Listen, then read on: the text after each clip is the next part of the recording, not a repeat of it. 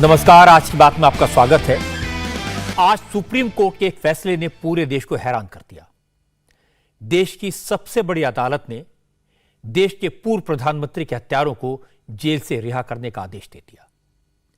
स्वर्गीय राजीव गांधी की हत्या के जुर्म में उम्र कैद की सजा काट रहे 6 हत्यारे आज जेल से रिहा हो गए। यह कोई साधारण क्रिमिनल केस नहीं था। देश के पूर्व प्रधानमंत्री को बम से उड़ा दिया गया था।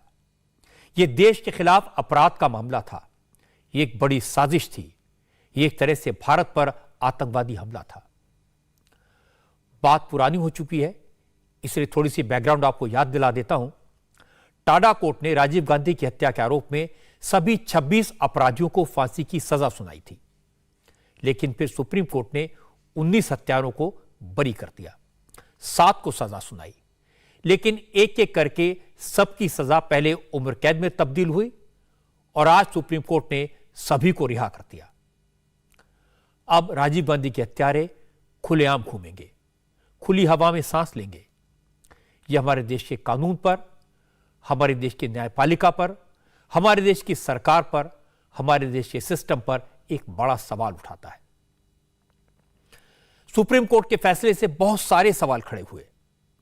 पहला सवाल यह, क्या सुप्रीम कोर्ट विशेषाधिकार के तहत किसी भी दुर्दांत अपराधी को रिहा करने का हुक्म दे सकता है? दूसरा सवाल यह कि क्या देश में केंद्र सरकार की राय बड़ी होगी या फिर राज्य सरकार की बात मानी जाएगी? तीसरा सवाल यह, क्या आतंकवाद जैसे मामले में, देश के पूर्व प्रधानमंत्री हत्या जैसे गंभीर अपराध में राज्य सरकार को आतंकवादियों को माफ करने का अधिकार है? क्या ऐसे मामलों पर सियासत होनी चाहिए? आश्चर्य की बात यह है कि हत्यारों को माफ करने की मांग सबसे पहले सोनिया गांधी, राहुल गांधी और प्रियंका गांधी ने की थी। लेकिन आज सुप्रीम कोर्ट के फैसले को उन्हीं की कांग्रेस पार्टी ने गलत ठहराया। कांग्रेस ने आज इसे कानून के खिलाफ बताया, सुप्रीम कोर्ट का मनमाना फैसला करार दिया। राजीव गांधी के हत्यारों की रिहाई के सुप्रीम कोर्ट के फैसले के खिलाफ हर संभव कानूनी रास्ता अख्तियार करने का ऐलान कांग्रेस ने किया। एक और बात नोट करने वाली है, राजीव गांधी की हत्या के इस केस में नरेंद्र मोदी की सरकार ने अदालत में हत्यारों की रिहाई का जमकर विरोध किया। लेकिन तमिलनाडु में डीएमके की सरकार है, कांग्रेस और डीएमके की दोस्ती है, अलायंस है। लेकिन डीएमके की सरकार ने, एमके स्टालिन की सरकार ने राजीव गांधी के हत्यारों की रिहाई के लिए जान लगा दी। सुप्रीम कोर्ट ने केंद्र सरकार की नहीं सुनी, राज्य सरकार के राय के पक्ष में फैसला सुनाया। अब राजीव गांधी के हत्यारे जेल से छूट गए हैं। अब कांग्रेस क्या कह रही है, एमके स्टालिन का क्या कहना है, केंद्र सरकार का अब क्या रुख है, और इस मामले में सोनिया गांधी, राहुल गांधी और प्रियंका गांधी ने क्या क्या कहा था, ये सारी बातें आज मैं आपको बताऊंगा। लेकिन सबसे पहले आपको बता देता हूं कि आज सुप्रीम कोर्ट ने जो फैसला सुनाया उसमें क्या कहा गया। सुप्रीम कोर्ट ने राजीव गांधी के हत्यारों को रिहा करने का आदेश क्यों दिया? असल में तमिलनाडु की सरकार ने राजीव गांधी के हत्यारों को जेल से रिहा करने का फैसला किया। इस फैसले को अप्रूवल के लिए गवर्नर के पास भेजा। गवर्नर ने फैसला नहीं किया। जब राज्य सरकार ने प्रेशर डाला तो गवर्नर ने फाइल राष्ट्रपति को भेज दी, क्योंकि मामला पूर्व प्रधानमंत्री की हत्या का था, देश के एक बड़े नेता का था। इसकी जांच सेंट्रल एजेंसीज ने की थी। मामला सुप्रीम कोर्ट में पहुंच गया। सुप्रीम कोर्ट ने केंद्र सरकार से अपना पक्ष रखने को कहा। नरेंद्र मोदी की सरकार ने राजीव गांधी के हत्यारों को रिहा करने का कड़ा विरोध किया। लेकिन सुप्रीम कोर्ट ने साफ साफ कह दिया कि गवर्नर को राज्य सरकार के फैसले को राष्ट्रपति के पास भेजने का हक नहीं है। सुप्रीम कोर्ट ने कहा कि गवर्नर ने जानबूझकर मामले को लटकाया। अगर गवर्नर फाइल लौटाना चाहते थे तो राज्य सरकार को वापस भेजनी चाहिए थी। गवर्नर चुनी हुई सरकार की सिफारिश को मानने के लिए बाध्य हैं, इसलिए राज्य सरकार का फैसला लागू होना चाहिए। पहले मई में भी सुप्रीम कोर्ट ने इसी आधार पर अपनी स्पेशल पावर का इस्तेमाल करते हुए राजीव गांधी के एक हत्यारे को रिहा करने का आदेश दिया था। और आज सुप्रीम कोर्ट ने पुराने फैसले के आधार पर राजीव गांधी के सभी 6 हत्यारों को जेल से रिहा करने का आदेश दिया। हालांकि सुप्रीम कोर्ट के फैसले पर कांग्रेस ने तुरंत तीखा रिएक्शन दिया। अभिषेक मनु सिंघवी ने कहा कि पूर्व प्रधानमंत्री की हत्या के केस में प्रशासनिक कारण बताकर हत्यारों को रिहा करना गलत है। अभिषेक मनु सिंघवी सुप्रीम कोर्ट के बड़े वकील भी हैं। उन्होंने कहा कि उनकी पार्टी कांग्रेस सुप्रीम कोर्ट के फैसले का विरोध करती है। ये ध्यान से सुने सभी संस्थान कि व्यर्थ में नहीं जाने देगा ये देश राजीव गांधी का बलिदान। इसलिए हमारा आदरपूर्वक निवेदन और आह्वान है न्यायालय को कि नहीं दें गुनहगारों को जीवन दान। देखिए, न्याय होना भी चाहिए और दिखना भी चाहिए, प्रतीत भी होना चाहिए। आज उच्चतम न्यायालय ने 6 ऐसे व्यक्ति जो दोषी या अभियुक्त नहीं हैं लेकिन कन्विक्टेड हैं, एक ऐसे फौजदारी कारनामे के लिए जो एक पूर्व प्रधानमंत्री की हत्या का कारनामा है। और सबसे महत्वपूर्ण बात है कि राजनीतिक रंग कुछ भी हो, एक पदासीन प्रधानमंत्री या पूर्व प्रधानमंत्री पे घातक हमला और मृत्यु और हत्या भारत की अक्षुण्णता, संप्रभुता, भारत के अस्तित्व को अटैक करता है, उस पर आक्रमण करता है। इसमें कोई राजनीति का रंग नहीं होता। और ऐसे एक जो अपराध है, जघन्य अपराध, उसके लिए आप आम तौर वाले प्रशासनिक कारणों से 6 लोगों को और एक व्यक्ति को पहले मई 2022 में रिहा नहीं कर सकते। ये कांग्रेस का आदरपूर्वक स्टैंड है उच्चतम न्यायालय के निर्णय के विषय में।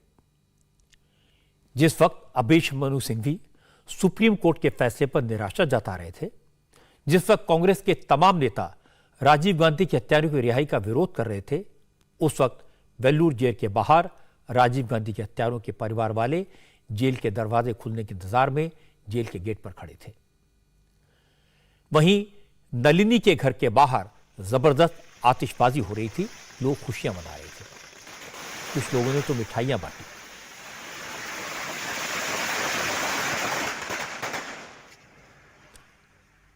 तमिलनाडु में सुप्रीम कोर्ट के इस फैसले का सियासी फायदा उठाने की कोशिश भी शुरू हो गई।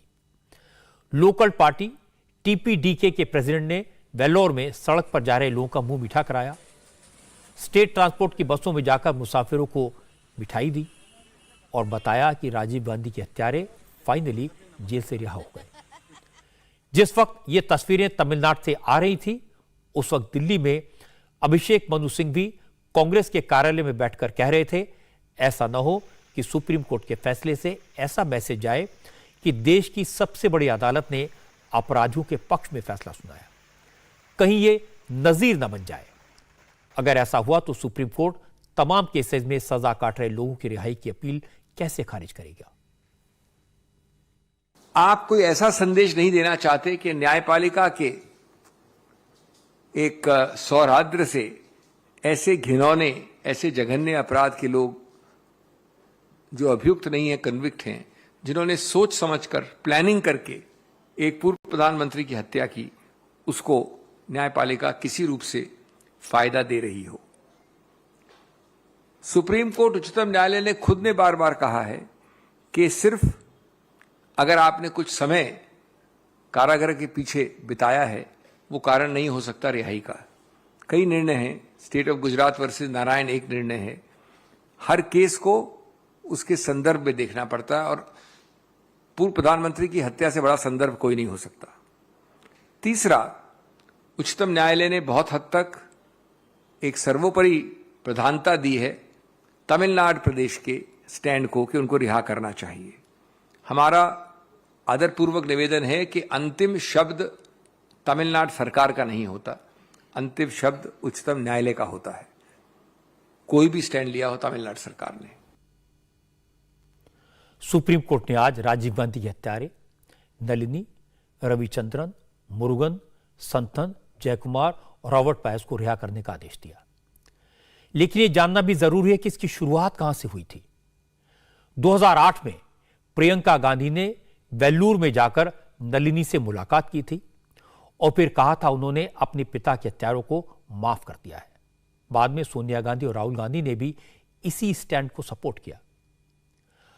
अब चूंकि सुप्रीम कोर्ट ने सभी हत्यारों की सजा को उम्र कैद में तब्दील कर दिया था, इसलिए सुप्रीम कोर्ट के फैसले के अगले ही दिन तमिलनाडु की सरकार राजीव गांधी के सभी हत्यारों को रिहा करने का फैसला कर चुकी थी। सुप्रीम कोर्ट ने केंद्र सरकार की अपील पर राजीव गांधी के हत्यारों की रिहाई पर स्टे लगा दिया था। इसी दौरान केंद्र में नरेंद्र मोदी की सरकार बन गई। तमिलनाडु की सरकार ने एक बार फिर मई 2016 में केंद्र सरकार को, नरेंद्र मोदी की सरकार को राजीव गांधी के हत्यारों की रिहाई का प्रस्ताव भेजा, जिसे मोदी सरकार ने 2018 में एक बार फिर सिरे से खारिज कर दिया।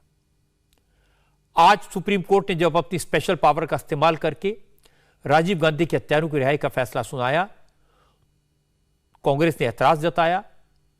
अभिषेक मनु सिंघवी ने कहा कि सुप्रीम कोर्ट को स्पेशल पावर का प्रोविजन ऐसे मामलों के लिए जिनमें कोई और रास्ता न हो वहां करना चाहिए, लेकिन सुप्रीम कोर्ट ने पूर्व प्रधानमंत्री के हत्यारों की रिहाई के लिए इस पावर का इस्तेमाल किया। यह हैरानी और दुख की बात है। पूर्व प्रधानमंत्री की हत्या, जैसे मैंने कहा, भारतीय संप्रभुता, अक्षुण्णता, भारत की इंटेग्रिटी का विषय है। राजनीतिक रंग कोई भी हो, प्रधानमंत्री पदासीन हो या पूर्व हो, ये भारत पर आघात होता है। उसको आप आम कोई अपराध नहीं मान सकते और उसको आम प्रशासनिक कारणों से रिहाई नहीं दे सकते। याचक रिहाई चाहते थे, जो मुख्य प्रतिपक्ष था प्रदेश सरकार, वो उनका समर्थन कर रही थी। इस सिनारियो में मैं समझता हूं उच्चतम न्यायालय बाध्य था कि केंद्र सरकार जो विद्यमान थी उनके मत को भी पूरा वजन दे, ज्यादा वजन दे। केंद्र सरकार ने कुछ भी कहा हो, लेकिन यह तो स्पष्ट है कि केंद्र सरकार प्रदेश सरकार के मत से असहमत थी। लेकिन प्रदेश सरकार के मत को इतना ज्यादा वजन देना कानूनी रूप से गलत है, जबकि केंद्र सरकार ने कभी उस मत से सहमति प्रकट नहीं की। उच्चतम न्यायालय इस बात का संज्ञान उन्होंने लिया है। वो जानते हैं कि कोई ऐसा प्रावधान नहीं था उनके पास जिसके अंतर्गत ये रिहाई का आदेश हो सकता था। इसीलिए प्रयोग हुआ 142 अनुच्छेद का, जो बना है सिर्फ उच्चतम न्यायालय के लिए और जो उन विशेष केसेस में लागू होता है जहां और कोई पावर नहीं हो।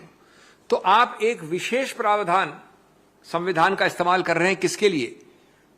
पूर्व प्रधानमंत्री के जघन्य हत्या के कांड में। मैं समझता हूं ये उपयुक्त नहीं है, ये गलत है, और इसलिए हम विनम्रतापूर्वक कहते हैं कि हमारे पास जो भी कानूनी विकल्प होंगे वो हम इस्तेमाल करेंगे, और हम प्रार्थना करेंगे माननीय न्यायालय से कि ये निर्णय खड़ा नहीं होना चाहिए। कांग्रेस के प्रवक्ता अभिषेक मनु सिंघवी कह रहे हैं कि इस मामले में मोदी सरकार ने राजीव गांधी के हत्यारों की रिहाई का विरोध किया था। सिंघवी कह रहे हैं कि इस मामले में कांग्रेस के और मोदी सरकार के विचार एक जैसे हैं, लेकिन इस मुद्दे पर कांग्रेस में गांधी परिवार और पार्टी की राय अलग अलग है। सोनिया गांधी नलिनी को माफ करने की बात कह रही थी, प्रियंका गांधी अपने पिता के हत्यारों को माफ करने की बात कह रही थी, और नरेंद्र मोदी की सरकार राजीव गांधी के रिहाई के खिलाफ थी, इन हत्यारों की रिहाई के खिलाफ थी। कांग्रेस के प्रवक्ता ने रिहाई को गलत बताया, पर पार्टी के जो नेता लोग सोनिया गांधी और प्रियंका गांधी का विरोध करने की हिम्मत नहीं कर सकते, उन्होंने आदतन मोदी सरकार पर इल्जाम लगाना शुरू कर दिया।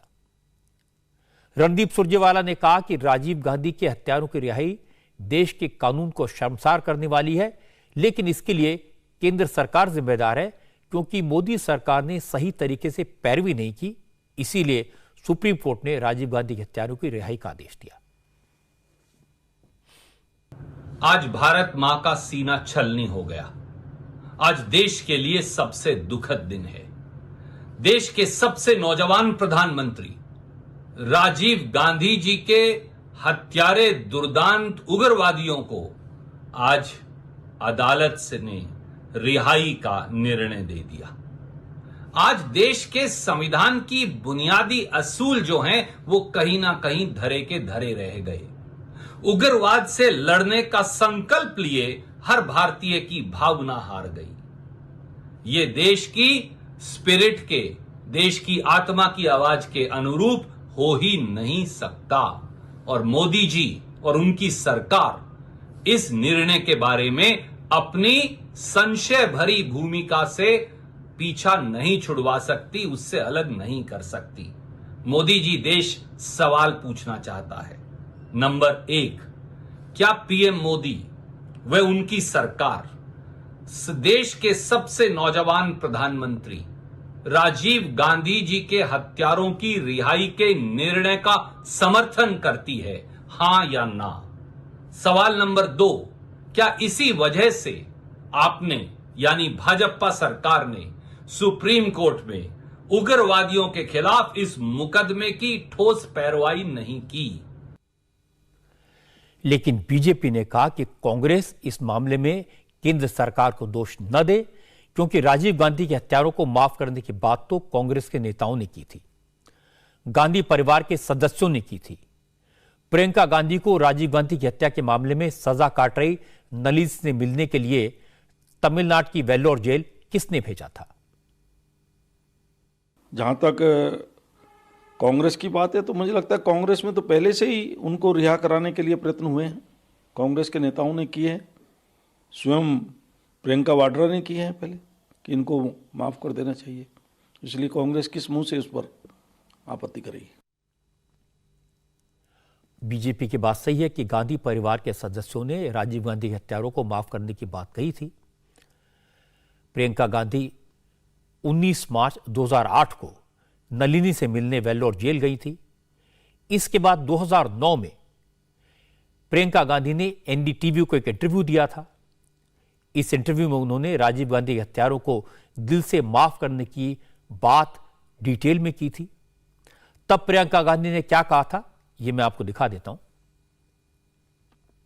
Meeting, for me, the big learning that came from that meeting was exactly this, that I was still, though I was not angry anymore, I did not hate her, I did not, and I wanted to meet her, I was still thinking that I was somebody who could forgive her for something she had done, And then I met her and I realized, what am I talking about? Because there are no victims. No, I mean, here is a woman who's gone through as much, if not more than me. ये सारी बातें आज public domain में हैं, social media पर हैं। और सिर्फ प्रियंका ने नहीं, बल्कि राहुल गांधी ने भी इस साल लंदन में एक इंटरव्यू दिया था, जिसमें कहा था कि वो अपने पिता के हत्यारों को माफ कर चुके हैं। कैम्ब्रिज यूनिवर्सिटी में राहुल का इंटरव्यू इसी साल 25 मई का है, यानी 21 मई को राजीव गांधी की पुण्यतिथि से 4 दिन बाद का। राहुल से सवाल पूछा गया था, आप तो हिंसा के भुगतभोगी रहे हैं, आपकी दादी की, आपके पिता की हत्या हुई, इस पर आप क्या सोचते हैं? तो राहुल गांधी ने कहा कि इतने साल बाद इस घटना के बारे में सोचने पर जो पहले ख्याल उनके दिल में आता है वो है फॉरगिवनेस का, माफी का।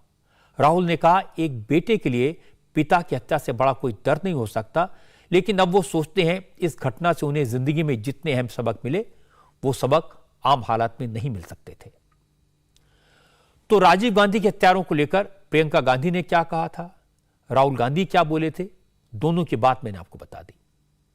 क्योंकि सोनिया गांधी, राहुल और प्रियंका ने राजीव गांधी के हत्यारों को माफी देने की बात कही थी, इसलिए आज अभिषेक मनु सिंघवी से साफ साफ पूछा गया कि राजीव गांधी का परिवार माफी दे चुका है, तो फिर कांग्रेस सुप्रीम कोर्ट के आज के फैसले का विरोध क्यों कर रही है?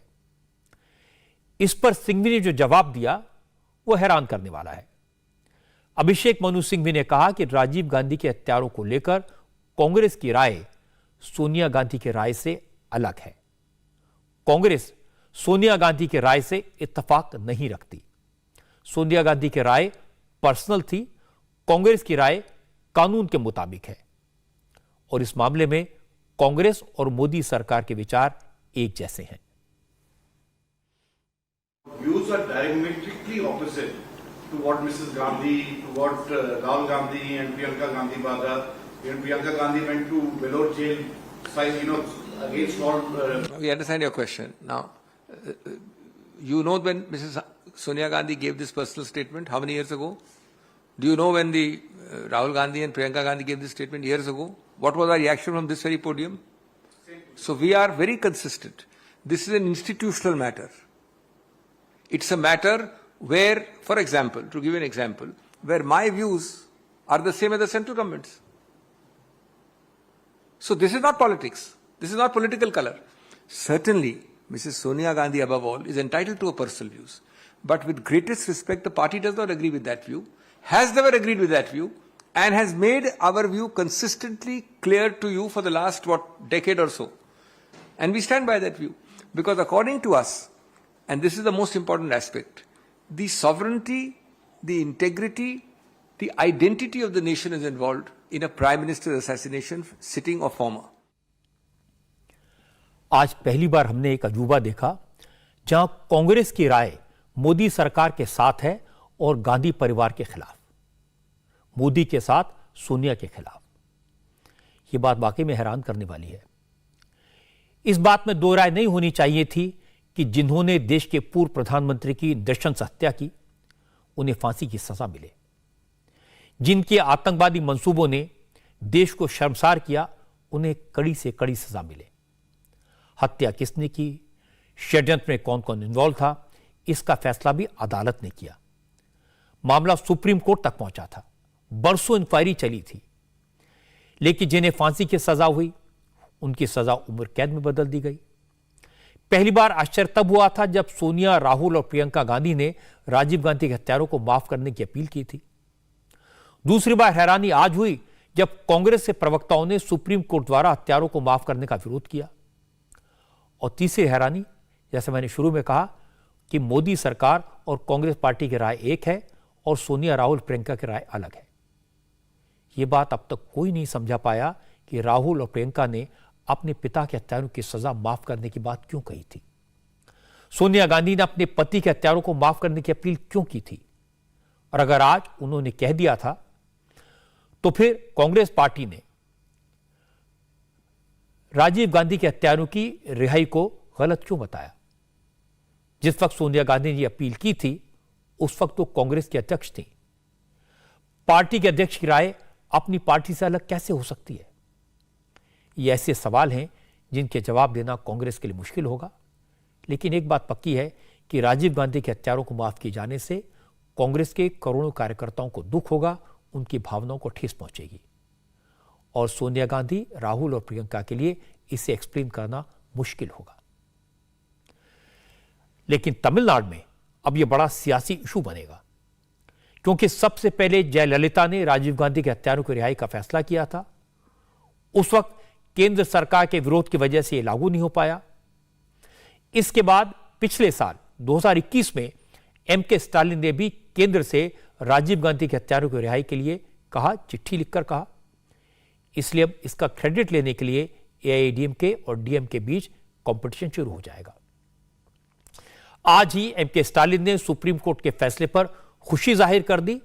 जिस वक्त सुप्रीम कोर्ट का फैसला आया, उस वक्त एमके स्टालिन प्रधानमंत्री नरेंद्र मोदी के साथ थे। मोदी 2 दिन के दौरे पर दक्षिण भारत में हैं। इस वक्त तमिलनाडु में हैं। प्रधानमंत्री आज तमिलनाडु के डिंडीगुल में गांधीग्राम रूरल इंस्टीट्यूट के दीक्षांत समारोह में शामिल हुए। डिंडीगुल पहुंचने पर प्रधानमंत्री मोदी का जबरदस्त स्वागत हुआ।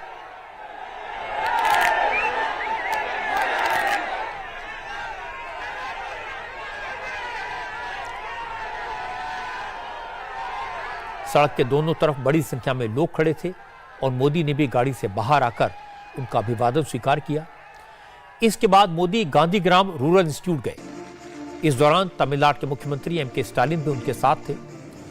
इस दीक्षांत समारोह में तमिलनाडु के महान संगीतकार इलैयाराजा को डॉक्टरेट की उपाधि दी गई। मोदी सरकार ने इसी साल उन्हें राज्यसभा के लिए भी नॉमिनेट किया है। इससे पहले मोदी आज सुबह कर्नाटक में थे।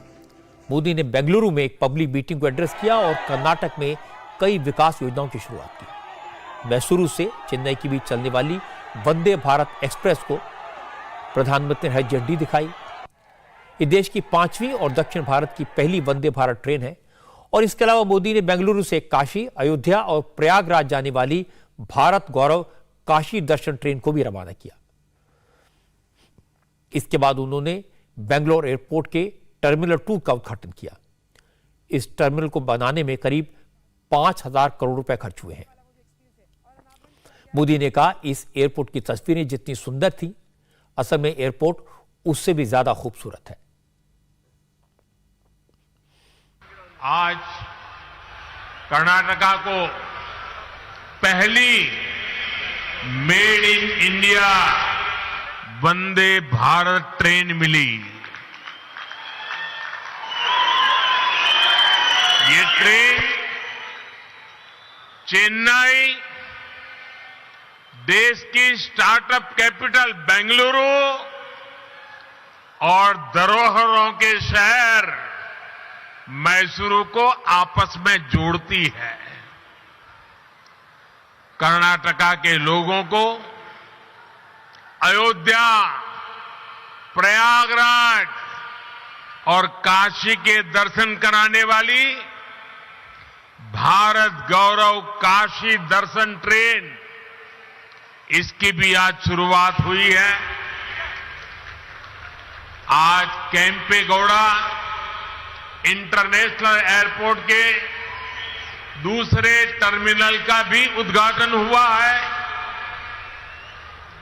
मैंने सोशल मीडिया पर एयरपोर्ट के नए टर्मिनल की कुछ तस्वीरें पोस्ट की थी और आज वहां जाकर लगा कि नया टर्मिनल तस्वीरों में जितना सुंदर दिख रहा है, उससे भी ज्यादा भव्य है, आधुनिक है। ये बेंगलुरु के लोगों की बहुत पुरानी मांग थी, जो अब हमारी सरकार पूरा कर रही है। बेंगलुरु स्टार्टअप का शहर है, इसलिए यहां मोदी ने स्टार्टअप्स की बात की। मोदी ने कहा कि अब स्टार्टअप का जमाना है, ये भारत के विकास के प्रतीक हैं। अब भारत पहले वाला भारत नहीं रहा। अब भारत हाई स्पीड ट्रेन पर सवार है। अब भारत ने रुक रुक कर चलने वाले दिनों को पीछे छोड़ दिया है। अब हमारा देश दौड़ना चाहता है। आज पूरी दुनिया में भारत की पहचान स्टार्टअप के लिए है और भारत की इस पहचान को सशक्त करने में बहुत बड़ी भूमिका हमारे बेंगलुरु की है। स्टार्टअप सिर्फ एक कंपनी भर नहीं होता। स्टार्टअप एक जज्बा होता है, कुछ नया करने का जज्बा, कुछ हटकर के सोचने का जज्बा। इसलिए बेंगलुरु एक स्टार्टअप स्पिरिट का प्रतिनिधित्व करता है। यही स्टार्टअप स्पिरिट आज दुनिया में भारत को एक अलग लीग में खड़ा करती है। वंदे भारत एक्सप्रेस इस बात का प्रतीक है कि भारत अब रुक रुक चलने वाले दिनों को पीछे छोड़ चुका है। भारत अब तेज दौड़ना चाहता है और इसके लिए हर संभव प्रयास कर रहा है।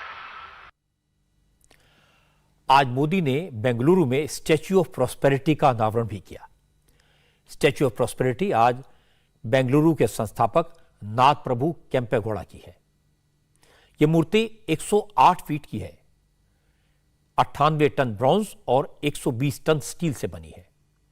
इस स्टैच्यू की सबसे खास बात यह है कि वर्ल्ड बुक ऑफ रिकॉर्ड्स में इसे किसी शहर के फाउंडर की पहली और सबसे ऊंची प्रतिमा का खिताब दिया गया है। मोदी ने कहा कि बेंगलुरु आज हाईटेक सिटी है, लेकिन ये मूर्ति दुनिया को हमेशा बेंगलुरु की शानदार और भव्य विरासत की याद दिलाती रहेगी। ये मोदी की खासियत है, वो आधुनिकता के पक्षधर हैं, लेकिन विरासत पर गर्व करते हैं। वक्त के साथ चलते हैं, लेकिन पुरानी परंपराओं और इतिहास को पीछे नहीं छोड़ते। आज मोदी ने बेंगलुरु में एयरपोर्ट के शानदार और मॉडर्न टर्मिनल 2 का उद्घाटन किया, हाई स्पीड ट्रेन को झंडी दिखाई और इसके साथ साथ बेंगलुरु को 500 साल पुराने इतिहास की याद दिलाने वाली विशाल मूर्ति का अनावरण भी किया। अब जरा सियासत की बात कर लेते हैं। आज अरविंद केजरीवाल की मुश्किलें थोड़ी बढ़ गई। शराब घोटाले के 2 आरोपियों की कस्टडी के लिए एनफोर्समेंट डायरेक्टरेट ने कोर्ट में जो एप्लीकेशन दी थी, उसमें जो खुलासे हुए हैं उनका जवाब देना केजरीवाल के लिए मुश्किल हो रहा है। ईडी ने रिमांड एप्लीकेशन में दावा किया कि उसके पास इस बात के सबूत हैं कि शराब घोटाले के डिजिटल एविडेंस मिटाने के लिए 140 मोबाइल फोन्स को नष्ट कर दिया गया, डिस्ट्रॉय कर दिया गया। ईडी के मुताबिक जिन 140 मोबाइल्स को नष्ट किया गया उनकी कीमत 1 करोड़ 20 लाख रुपए थी। रॉस रेवेन्यू कोर्ट में, स्पेशल कोर्ट में ईडी ने जो एप्लीकेशन दी थी उसमें कहा गया कि जिन लोगों पर शराब घोटाले में शामिल होने का शक है उन लोगों ने बड़ी संख्या में मोबाइल बदले। इसमें सभी मुख्य आरोपी शराब कारोबारी, सीनियर सरकारी अफसरों, दिल्ली के एक्साइज मिनिस्टर और दूसरे संदिग्ध लोग शामिल हैं। ईडी का कहना है कि जैसे ही घोटाले का पर्दाफाश हुआ, जांच शुरू हुई, उसी वक्त बहुत सारे फोन बदले गए। इससे लगता है कि सबूत नष्ट करने की साजिश की गई। ईडी के दावे सुनने के बाद कोर्ट ने शराब घोटाले के आरोपी बेनी बाबू और पी शरदचंद्र को 7 दिन के लिए ईडी की कस्टडी में भेज दिया। ईडी के खुलासे को बीजेपी ने इशू बनाया। संबित पात्रा ने कहा कि जो कट्टर ईमानदार होने का दावा करते हैं, अब बताएं कि 1 करोड़ 20 लाख के फोन कहां गए। आपको जान के आश्चर्य होगा कि लगभग 140 मोबाइल फोन्स बदले गए। ये जो डिजिटल फुटप्रिंट्स होते हैं, डिजिटल एविडेंस होते हैं, इन डिजिटल एविडेंस को ढकने के लिए लगभग 140 मोबाइल फोन 34 लोगों ने बदला है और इसमें एक्यूज नंबर 1 कोई है तो उसका नाम है मनीष सिसोदिया। आप सोच के देखिए, मनीष सिसोदिया जी और उनके जो मित्रगण हैं, मनीष सिसोदिया जी की जो टोली थी, जिस टोली ने मिल करके ये एक घोटाला, शराब घोटाला, दारू घोटाला, एक्साइज पॉलिसी का घोटाला किया, जब इस पे जांच बैठाई गई तो डिजिटल एविडेंस छुपाने के लिए 140 मोबाइल फोन बर्बाद किए गए। 140 ऐसे मोबाइल फोन बर्बाद किए गए और नए खरीदे गए ताकि एविडेंस मिट सके। और बंधुगण, ऐसे 140 फोन पर मनीष सिसोदिया जी और उनके साथियों ने कुल मिलाकर के 1 करोड़ 20 लाख रुपए खर्च किए। 1 करोड़ 20 लाख रुपए इस प्रकार के 140 मोबाइल फोन। सोचिए, जो सादगी की कसम खाते थे, जो गारंटी लेते थे हम राजनीति में नहीं आएंगे, जो गारंटी लेते थे हम अपना खुद का घर नहीं बनाएंगे, जो गारंटी लेते थे हम जीवन भर ऑटो रिक्शा में चलेंगे, ऑटो में लटक लटक के आएंगे, हमारे पास तो मोबाइल फोन और हमारे पास लैपटॉप नहीं है, उस मनीष सिसोदिया ने अरविंद केजरीवाल के कहने पे ऐसा 140, देखिए जरा किसी का फोन आ रहा है, आएगा फोन, आएगा लोगों का, लोग जग गए हैं। अब 140 मोबाइल फोन इस तरह के डिस्ट्रॉय किए मनीष सिसोदिया जी ने। आप सोचिए। इसके बाद ईडी ने एक और बड़ा दावा किया। ईडी का कहना है कि सबूत तो इस बात के भी हैं कि इस घोटाले में 100 करोड़ रुपए की रिश्वत तो एडवांस में ही ले ली गई थी। जांच में यह भी पता चला कि रिश्वत की रकम रेवेन्यू डिपार्टमेंट के कर्मचारियों ने दिल्ली में शराब की दुकान खोलने की इजाजत देने के बदले में मांगी थी। संबित पात्रा ईडी के रिमांड पेपर की कॉपी लेकर आए थे। उन्होंने दावा किया कि दिल्ली की शराब नीति की कॉपी, इसका नोटिफिकेशन जारी करने से पहले ही मनीष सिसोदिया के दोस्तों को दे दी गई थी, जिससे वो आने वाली पॉलिसी के मुताबिक तैयारी कर सकें, इसका फायदा उठा सकें। संबित पात्रा ने कहा कि शराब नीति का नोटिफिकेशन 5 जुलाई 2021 को जारी किया गया, लेकिन इस पॉलिसी की कॉपी मनीष सिसोदिया के दोस्तों को 31 मई को ही दे दी गई थी। जो एक्साइज डिपार्टमेंट है, ये जो आबकारी विभाग है, ये जब लाइसेंस देती है तो ये लाइसेंस को अपलोड करना, ये होलसेल के विषय को समझना, उनको लाइसेंस इत्यादि देना, इसका काम ये सुबह होना चाहिए जब सूरज सर के ऊपर हो। 8 बजे सुबह से लेकर शाम के 8 बजे तक 8 AM to 8 PM, मगर लगभग 3050 ऐसी होलसेल कंपनी है, ये जो मनीष सिसोदिया की यार कंपनियां जिसको हम कह सकते हैं, उनकी कंपनियां हैं जिनको रातों रात सुबह भी काम और 10 बजे रात से लेकर सुबह 7 बजे 10 PM to 7 AM उस समय भी ये लाइसेंस अपलोड करने का काम ये मनीष सिसोदिया के कहने पर एक्साइज विभाग कर रही थी। आप सोच के देखिए, पूरे विषय में घोटाले के कारण जिस प्रकार का अनड्यू फेवर मनीष सिसोदिया और केजरीवाल जी ने अपने यारों को पहुंचाया, एडवांस पेमेंट किया गया। 2 बिजनेसमैन गिरफ्तार हुए हैं और उनसे मालूम पड़ा है कि केवल 2 बिजनेसमैन से 100 करोड़ रुपए एडवांस पेमेंट लिया गया है। 100 करोड़ रुपए एडवांस पेमेंट। आप सोच के देखिए, 1 करोड़ 2 करोड़ 3 करोड़ नहीं, 2-3 करोड़ का ये तो मोबाइल फोन ही बदल लेते हैं। 100 करोड़ 2 कंपनियों से इन्होंने एडवांस पेमेंट लिया है, तो ये पूरा घोटाला कितना बड़ा होगा। शराब घोटाले में हर रोज नई नई चौंकाने वाली बातें सामने आती हैं। घोटाले के कई आरोपी पकड़े जा चुके हैं, जांच चल रही है। एक आरोपी तो सरकारी गवाह बनने के लिए तैयार हो गया है। फिर यह खबर आई कि मनीष सिसोदिया ने जांच शुरू होने के बाद अफसरों से शराब नीति की पूरी फाइल की फोटोकॉपी पेन ड्राइव में मांगी थी। और अब ईडी ने दावा किया कि जांच शुरू होने के बाद एक्साइज डिपार्टमेंट के अफसरों ने, कुछ नेताओं ने और शराब कारोबारियों ने 140 मोबाइल फोन जिनका इस्तेमाल किया था उन्हें तोड़कर फेंक दिया। अब बीजेपी के नेता सवाल पूछ रहे हैं। जाहिर है केजरीवाल इनका कोई जवाब नहीं देंगे।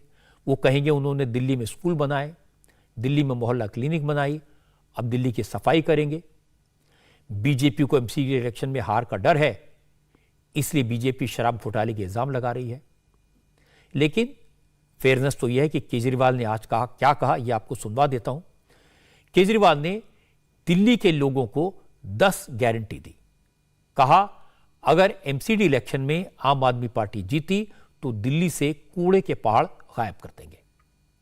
केजरीवाल ने कहा कि बीजेपी तो शपथ पत्र जारी करके भी अपने वादे भूल जाती है, लेकिन आम आदमी पार्टी जो वादे करती है उसे पूरा करती है।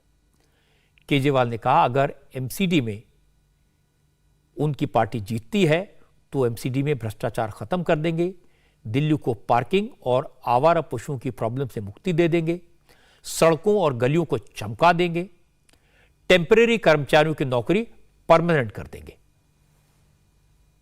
आज हम ये 10 गारंटी जारी कर रहे हैं और मैं दिल्ली के लोगों को विश्वास दिलाना चाहता हूं कि जैसे पिछली बार हमने जितनी गारंटी दी थी, सबके ऊपर काम चल रहा है, काम किया, कई गारंटी पूरी की, कई गारंटियों पे काम चल रहा है।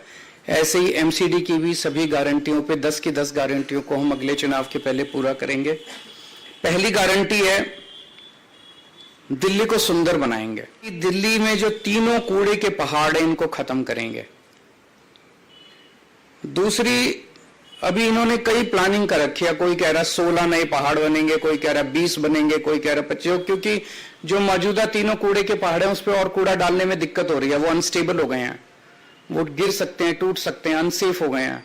तो अब ये नई नई जगह ढूंढ रहे हैं लैंडफिल, नई लैंडफिल साइट्स के लिए। ये तीनों कूड़े के पहाड़ तो खत्म करेंगे ही करेंगे। कोई भी नया कूड़े का पहाड़ दिल्ली के अंदर नहीं बनने देंगे, कोई नया लैंडफिल साइट नहीं होगा। और कूड़े के निस्तारण कोई रॉकेट साइंस नहीं है, पूरी दुनिया कर रही है। हम लंदन से एक्सपर्ट्स को बुलाएंगे, पेरिस से बुलाएंगे, टोक्यो से बुलाएंगे, ग्लोबल एक्सपर्ट्स को बुलाएंगे। जैसे दुनिया के बाकी शहर अपने कूड़े के निस्तारण को कर रहे हैं, हम भी कूड़े के निस्तारण को बाकी शहरों की तरह करेंगे। ऐसा क्या है, नीयत होनी चाहिए, इनकी नीयत खराब है। केजरीवाल ने गारंटी दी तो बीजेपी ने पूछ लिया कि अन्ना के आंदोलन के वक्त केजरीवाल ने जो गारंटी दी थी उसका क्या हुआ, दिल्ली का चुनाव लड़ने से पहले जो गारंटी दी थी उसका क्या हुआ।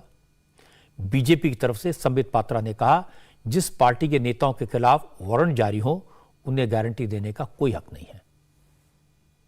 जहां तक गारंटी का सवाल है, जो वारंटी में है वो गारंटी क्या देंगे।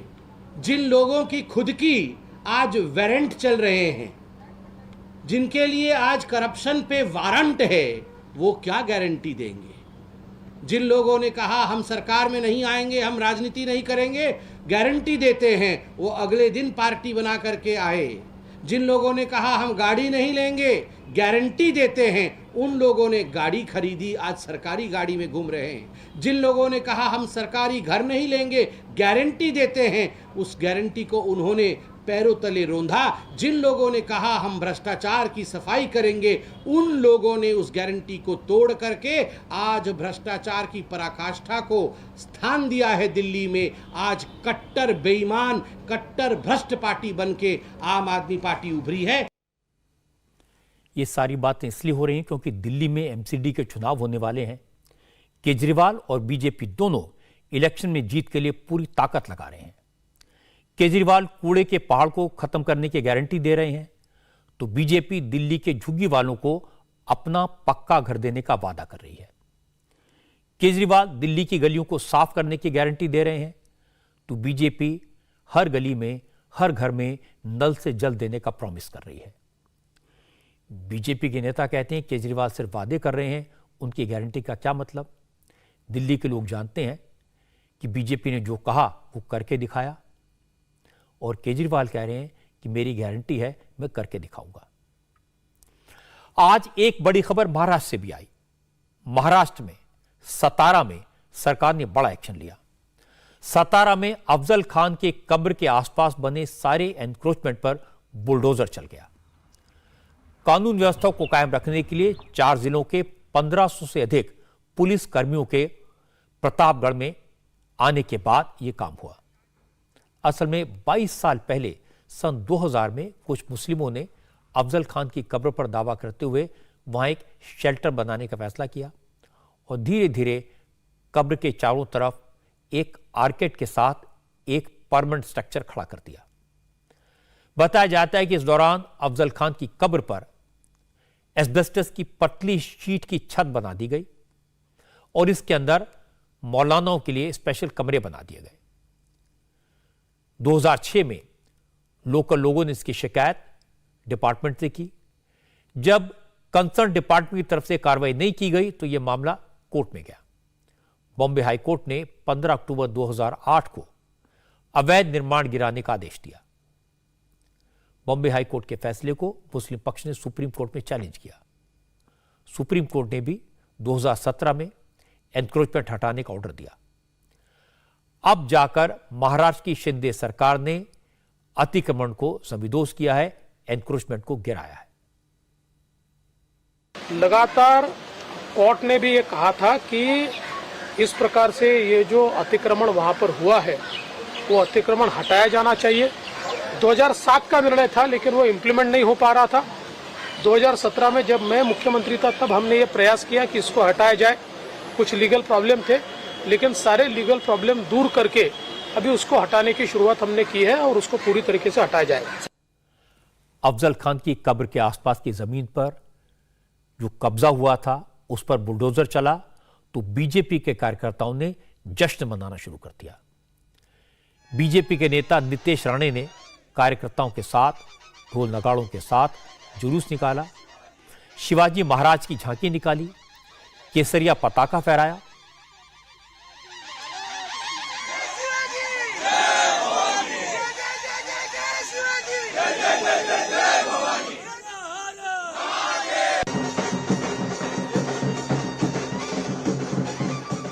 नितेश राणा ने कहा कि हाई कोर्ट और सुप्रीम कोर्ट के आदेश के बाद भी कोई सरकार हिम्मत नहीं जुटा पा रही थी। बीजेपी की सरकार ने हिम्मत दिखाई और अफजल खान की कब्र के पास बने गैर कानूनी निर्माण को ध्वस्त कर दिया।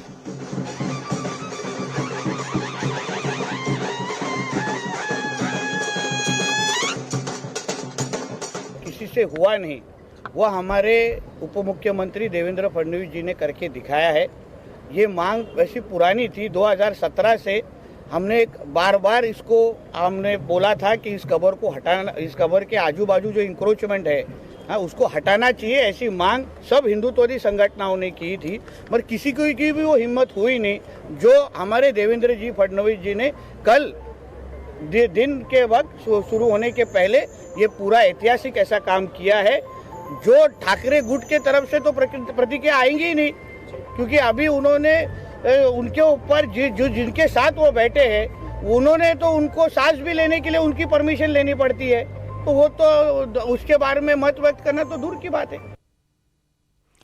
इससे पहले उद्धव ठाकरे की सरकार थी, न उन्होंने एनक्रोचमेंट गिराए और न ही इस मामले पर कोई रिएक्शन भी दिया। नितेश राणे ने कहा कि जिसको वीर शिवाजी ने मौत के घाट उतारा, ऐसे अफजल खान की कब्र महाराष्ट्र में बने, उसकी क्या जरूरत। अफजल खान बीजापुर की आदिल शाही हुकूमत का योद्धा था। वो हर तरह की रणनीति अपनाने में माहिर था। बीजापुर और मराठों के बीच जो लड़ाई हुई, उसमें आदिल शाह की मां ने मराठों पर कब्जा करने के लिए अफजल खान को भेजा। अफजल खान जंग से पहले छल से शिवाजी की हत्या करने के लिए आया था। अफजल खान ने शिवाजी महाराज को प्रतापगढ़ के पास मिलने का संदेश भेजा। शिवाजी और अफजल खान की मुलाकात प्रतापगढ़ के पास शामियाने में हुई।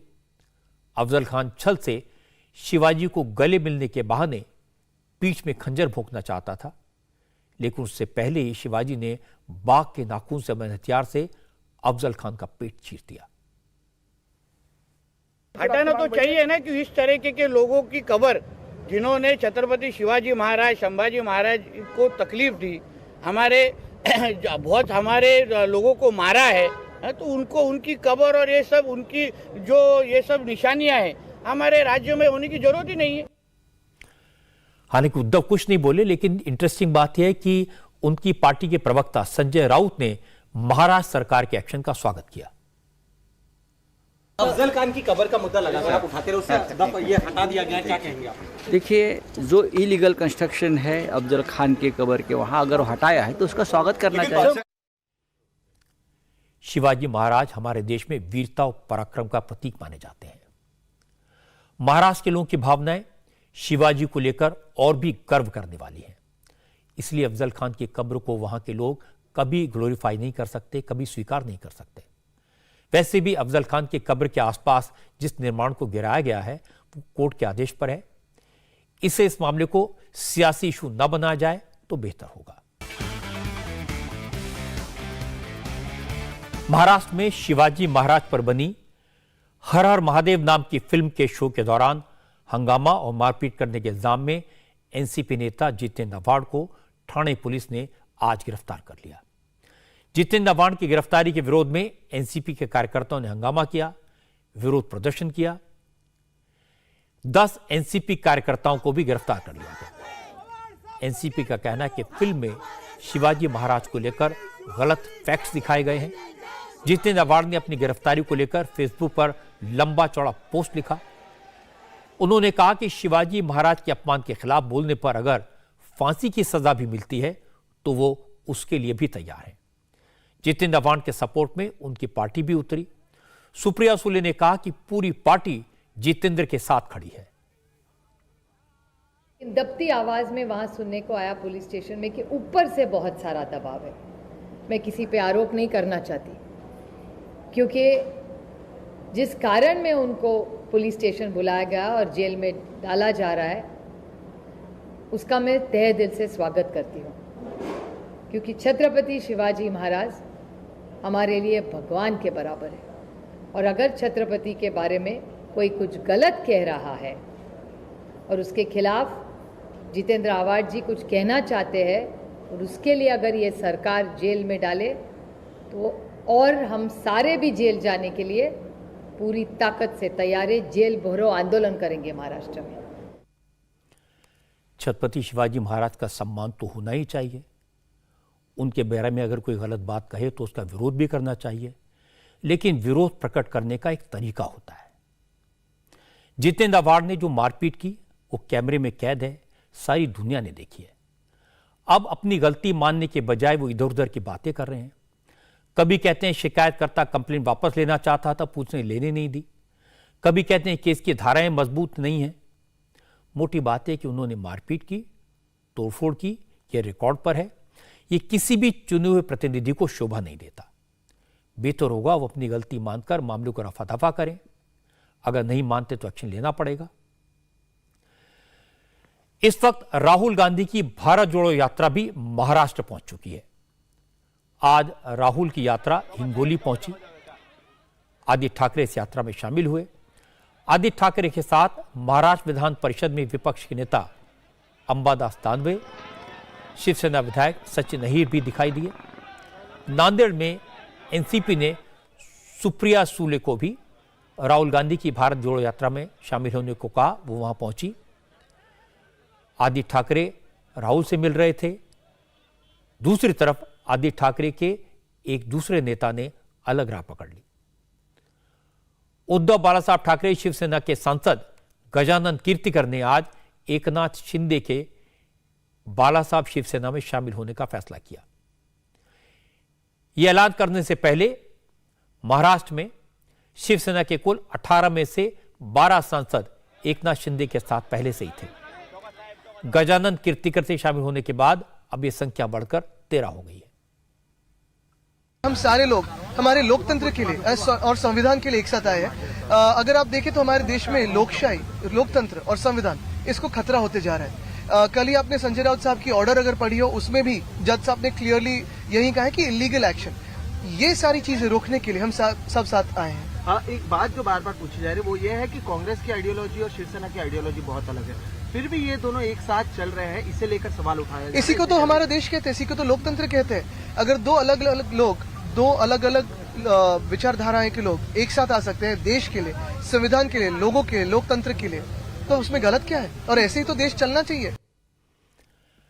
अलग अलग विचारों के लोग साथ आएं, एक साथ चलें, बात करें, ये अच्छी बात है। राहुल गांधी देश भर में यात्रा करें, ये भी अच्छी बात है। इससे देश की जनताओं की भावनाओं को, उनकी समस्याओं को समझने का अवसर मिलता है। लेकिन कांग्रेस के नेता पूछ रहे हैं कि हिमाचल में इलेक्शन कैंपेन तो खत्म हो गया, राहुल गांधी आए क्यों नहीं? अब गुजरात में चुनाव है, क्या राहुल गांधी वहां प्रचार के लिए जाएंगे या नहीं जाएंगे? अगर पार्टी एक के बाद एक चुनाव हारती जाएगी तो भारत जोड़ो यात्रा किस काम आएगी? इस वक्त यूपी की सियासत में एक नए तरह की गर्मी है। मैनपुरी लोकसभा सीट और रामपुर असेंबली सीट, इन दोनों के बाई इलेक्शन को लेकर जबरदस्त राजनीति हो रही है। अखिलेश यादव अपने आखिरी गढ़ को बचाना चाहते हैं और बीजेपी पूरी कोशिश में है कि इस बार इस किले को ध्वस्त कर दिया जाए, और दोनों पार्टियां पूरी ताकत लगा रही। बीजेपी मैनपुरी की जिला कमेटी के साथ लगातार मीटिंग्स कर रही है, फीडबैक लिया जा रहा है। आज अपर्णा यादव के साथ बीजेपी के बड़े नेताओं ने मीटिंग की, उनके नाम की चर्चा भी है, लेकिन बीजेपी ने कोई नाम फाइनल नहीं किया है। जैसे ही अपर्णा के नाम की चर्चा हुई तो समाजवादी पार्टी के नेता चौकन्ने हो गए। तेज प्रताप यादव ने कहा पूरा परिवार साथ था और रहेगा। उन्होंने कहा कि शिवपाल भी जल्दी ही साथ आ जाएंगे। जो लोग बीजेपी में चले गए उनका मुलायम सिंह के परिवार और सपोर्टर से कोई रिश्ता, कोई नाता नहीं है। मैनपुरी के लोग पूरी ताकत से इस चुनाव में लगे हुए हैं, क्योंकि नेताजी के जाने के बाद पहला चुनाव ये है, और उनको श्रद्धांजलि के रूप में हम लोग इस जीत जो है उनको देंगे, और बहुत अच्छी तरीके से चुनाव समय चल रहा है। जैसे आपने कहा कि बीजेपी कह रही है कि अभी तक वो कभी सीट नहीं जीती मैनपुरी की, लेकिन इस बार वो जीतेगी, बड़ी जीत हासिल करेगी, क्योंकि उनका कहना है कि मैनपुरी के लोग परिवारवाद को अब बर्दाश्त नहीं करेंगे। डिम्पल यादव के लिए कह रहे हैं कि वो चुनाव तभी जीती जब सरकार थी समाजवादी पार्टी की यूपी में, बाकी वो 2 चुनाव हार गई। देखिए, मैनपुरी कठिन से कठिन परिस्थितियाँ जब रहीं तब भी हमेशा समाजवादी पार्टी और समाजवादी विचारों को हमेशा आगे ले आने का काम मैनपुरी की जनता ने किया। और जहाँ तक भाजपा की बात है, तमाम तरह के आरोप लगा रहे हैं, जबकि सही बात यह है कि अभी तक भाजपा के खेमे में तय नहीं हो पा रहा है प्रत्याशी कौन रहेगा। तमाम लोगों से बात की गई, कोई भी जो है लड़ने के लिए और अपनी सामने हार उसको दिख रही है, उसको उसका सामना करने के लिए तैयार नहीं है। देखिए, जब नामांकन होगा और नामांकन के बाद आप देखेंगे कि पूरा परिवार एक साथ एक मंच पर होगा, साथ में पार्टी का प्रचार करेंगे, तो कहीं कोई ऐसी बात नहीं है कि पार्टी या परिवार में किसी प्रकार की टूट है। ये बात सही है कि मैनपुरी सीट समाजवादी पार्टी का गढ़ है, हमेशा से समाजवादी पार्टी के पास रही है, लेकिन अब योगी आदित्यनाथ का राज है। ये सीट जीतना अखिलेश यादव के लिए बड़ी चुनौती है। उन्होंने डिंपल यादव को यहां से उतारकर बड़ा दांव खेला है। अखिलेश को उम्मीद थी कि डिंपल के नाम पर परिवार के सारे सदस्य एक साथ आ जाएंगे। ज्यादातर लोग साथ में हैं भी, लेकिन शिवपाल यादव ने अभी खुलकर कुछ नहीं कहा है। माना जा रहा है कि जिस तरह अखिलेश ने एक तरफा बिना किसी से पूछे डिंपल यादव के नाम का ऐलान किया, शिवपाल उससे काफी नाराज हैं और वो दूसरी तरफ जा सकते हैं। इंडिया टीवी हर वक्त हर जगह डाउनलोड करने के लिए सर्च करें India TV news Google play store या ऐप स्टोर पर।